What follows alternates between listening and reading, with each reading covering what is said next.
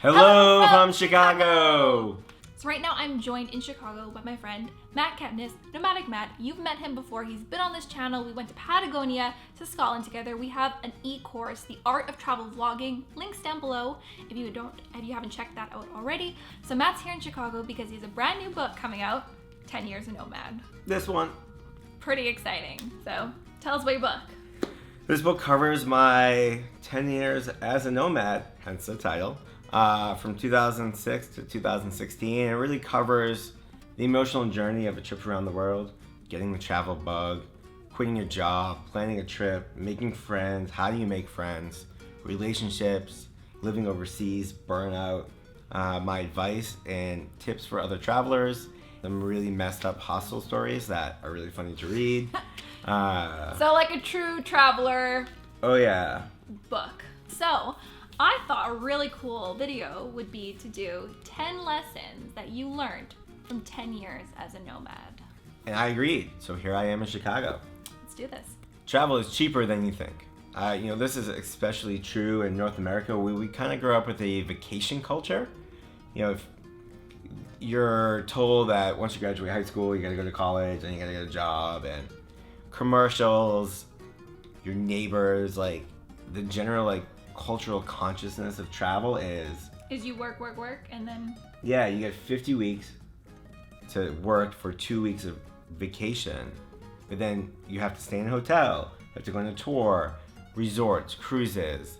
But when you go overseas, you realize everything you've ever been taught about travel is wrong, and that there actually is a ton of ways to travel on a budget, especially now with all the sharing economy websites and Airbnb, and there's so much information online that if you want to find cheap or free things to do in a city or inexpensive places to eat, you can just Google that. People are not their governments. When I first started traveling, I went to go to Burma because I was like, oh, that government's really terrible. But then you slowly realize that, well, that's a really terrible way to travel, because you just then assume that everybody in that country agrees with the government.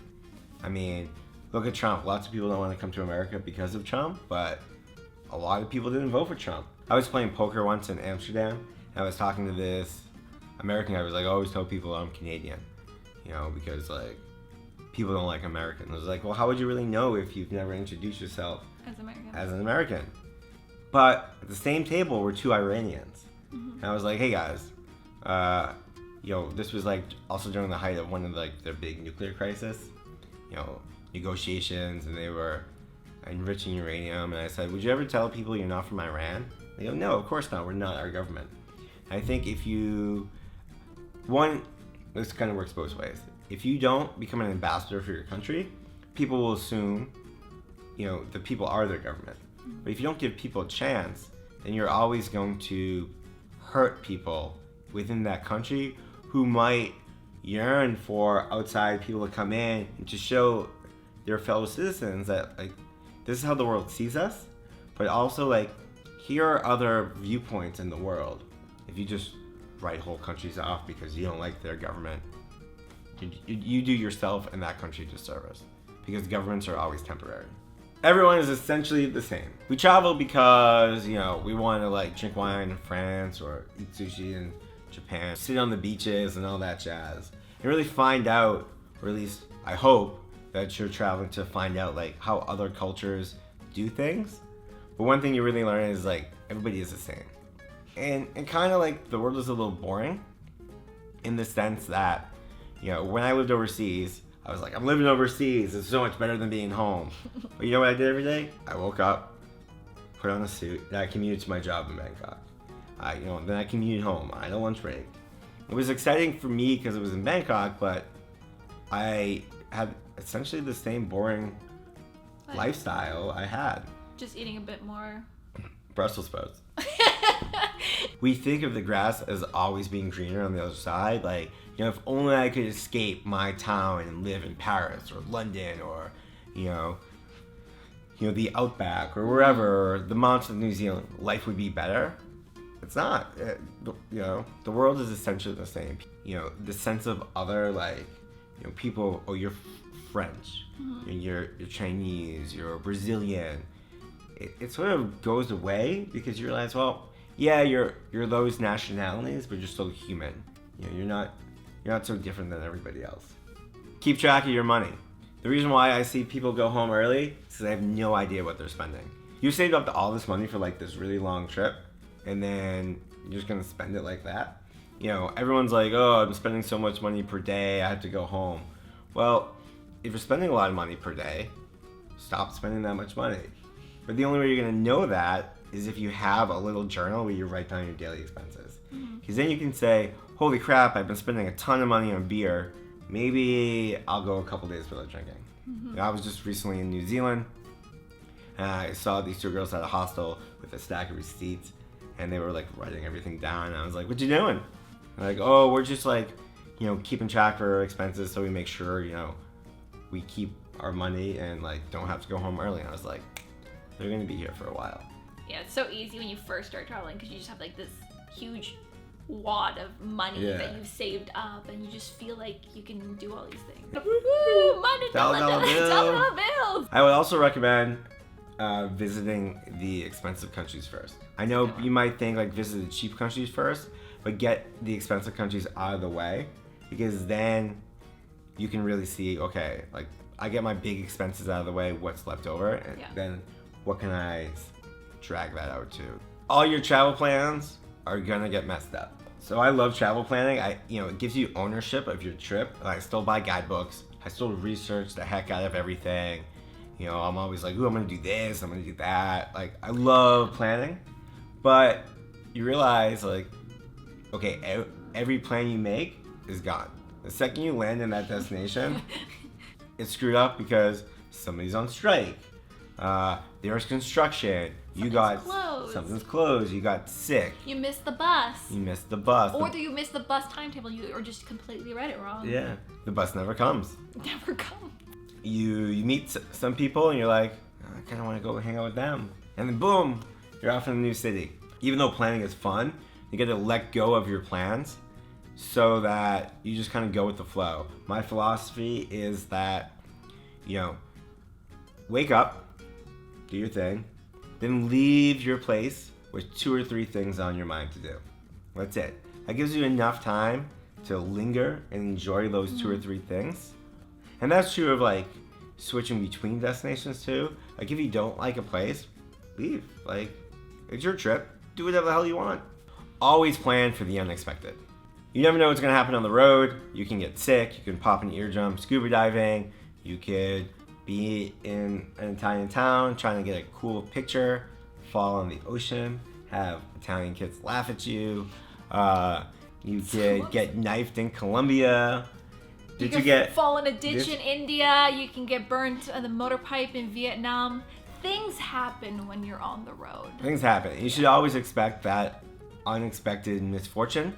The past is not prologue. Like just because you've never been sick before doesn't mean you're not going to be in some place eating food that might be a little dodgy and suddenly you're throwing up.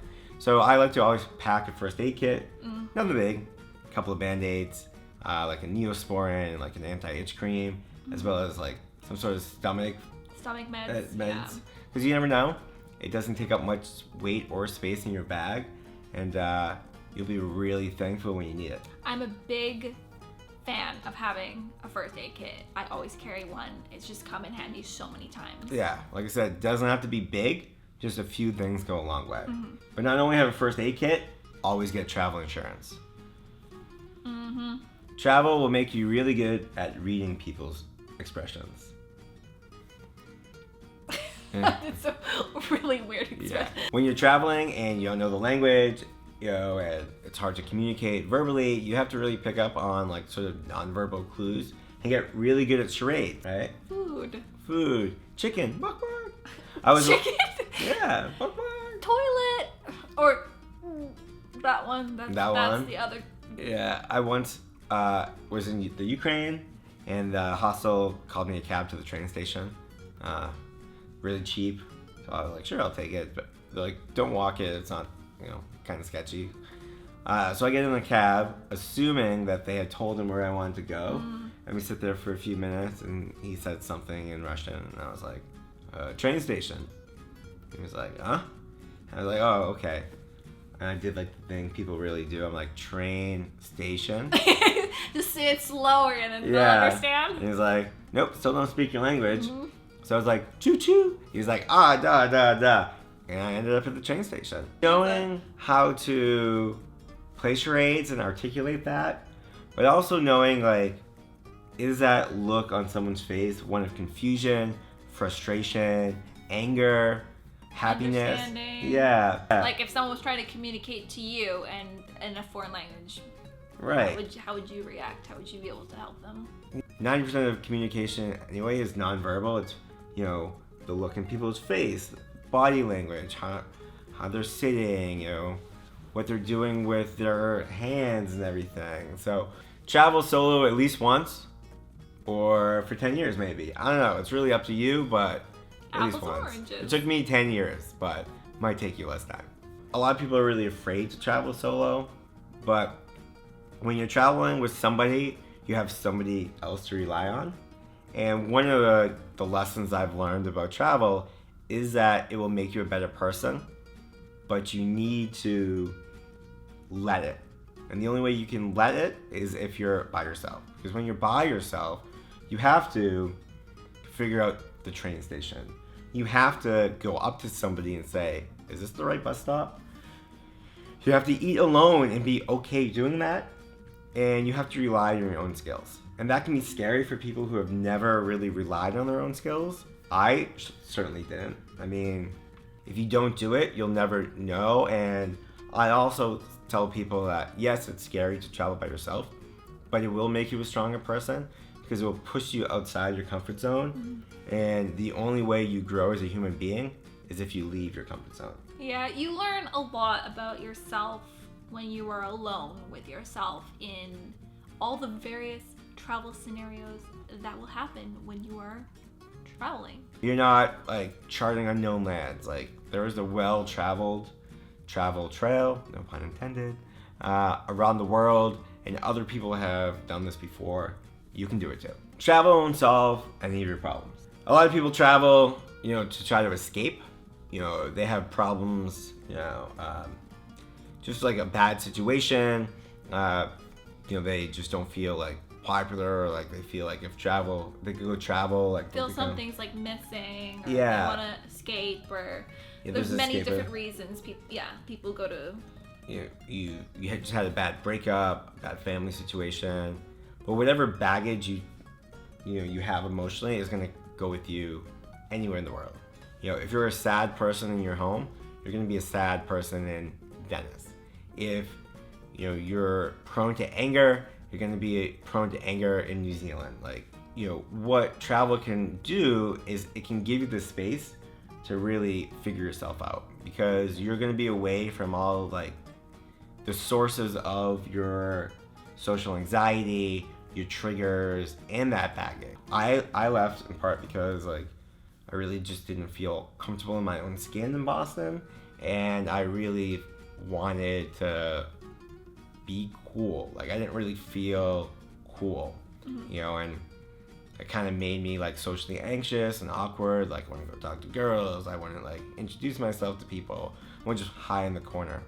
You have all these social triggers, and when you're traveling, they're all gone. So it can really give you the space to figure out who you are. Getting away from your environment. If you've never traveled before and you've never experienced a totally different environment, it can kind of give you a new perspective on how you're approaching your issues. So travel's not going to solve all your problems, but at least, you know, gets you away from the sources of them, so you have sort of breathing room to sort of figure them out on your own without them being compounded by like new problems or triggers or anxiety. Travel helps you understand emotionally what you know to be intellectually true.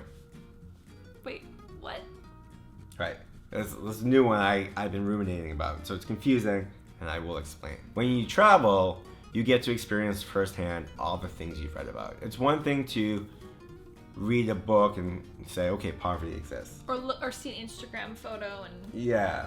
You know, or to know that people are happy, or that we're all the same, and people left their governments and all that jazz.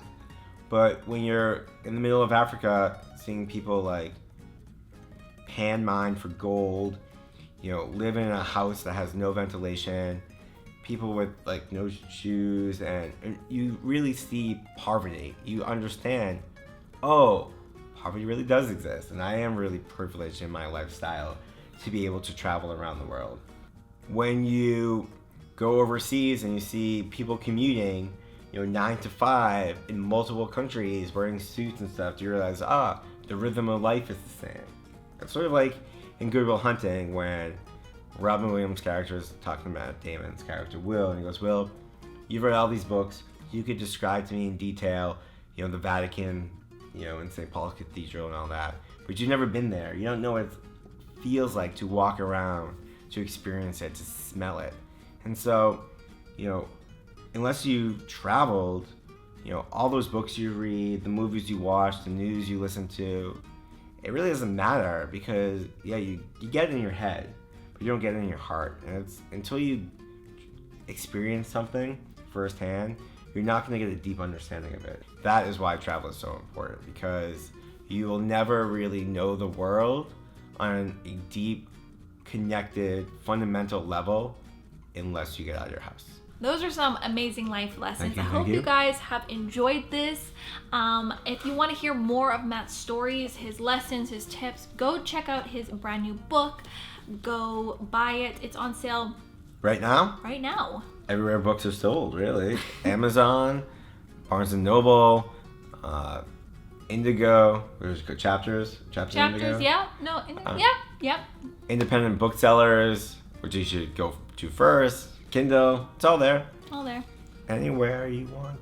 Yep, you can go check out nadinesykora.com. I'm going to leave links to all places that you can go find it down below in the description, so you can go check that there. And hope you guys enjoyed this video. If you did, give it a thumbs up. Don't forget to hit that subscribe button. Go check out Matt, and we'll see you guys again in a few days' time with another video.